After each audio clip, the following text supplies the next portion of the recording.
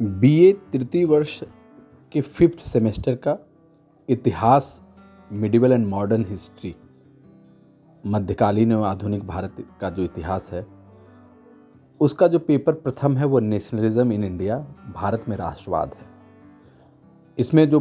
पहला यूनिट है वह first war of independence, causes, impact and nature, यानी जो प्रथम स्वतंत्रता संग्राम था 1857 का, उसके कारण, उसके परिणाम और उसका जो स्वरूप था, उस पर एक चर्चा है और वही प्रथम यूनिट में पढ़ना है। 3 जो टॉपिक हैं उनमें से एक प्रश्न बराबर आता है। यूनिट 2 जो है वह है factor leading to the growth of nationalism in India, अर्थात भारत में राष्ट्रवाद के उदय और उसके विकास को लेकर के जो कारण थे, लीडिंग फैक्टर थे, उसका अध्ययन करना है यूनिट 2 में। और इसी प्रकार से जब हम यूनिट 3 की चर्चा करते हैं तो उसमें जो राष्ट्रवाद की थ्योरीज़ हैं, थ्योरीज़ ऑफ नेशनलिज्म, विशेषकर गांधी और टैगोर का जो व्यू है, जो उनका दृष्टिकोण है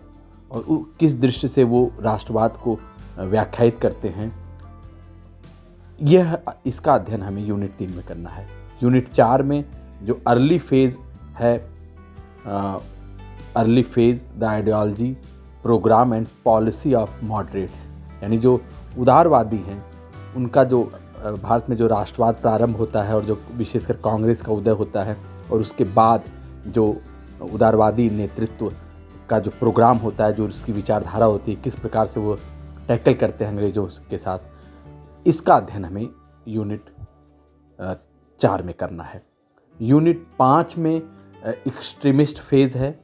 उसका टॉपिक है वो rise and development of extremist in India, यानी भारत में जो उग्रपंथ है, विशेषकर जो उदारवादी के विरुद्ध जो उग्र विचारधारा वाला जो राजनीतिज्ञ आए,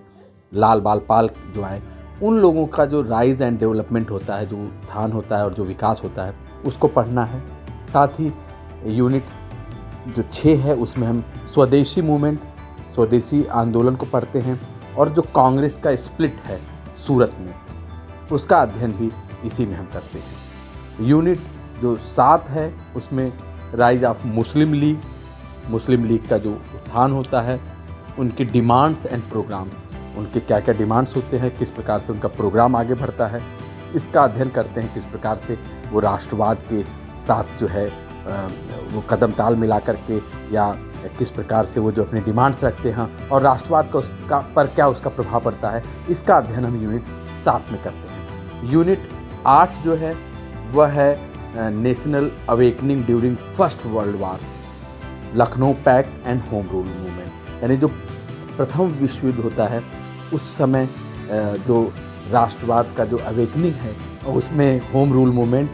की जो भूमिका है उसको लेकर के और लखनऊ पैक्ट की भूमिका को लेकर के जो है, ये यूनिट में हमें यूनिट 8 में पढ़ना है। और ये पूरा ओवरऑल जो नेशनलिज्म इन इंडिया है, भारत में राष्ट्रवाद है, ये इस पूरे इन 8 टॉपिक्स के माध्यम से, हम 8 यूनिट के माध्यम से इस राष्ट्रवाद के पूरे टॉपिक का अध्ययन करते हैं और पेपर प्रथम में इन बिंदुओं को हमें समझना होता है।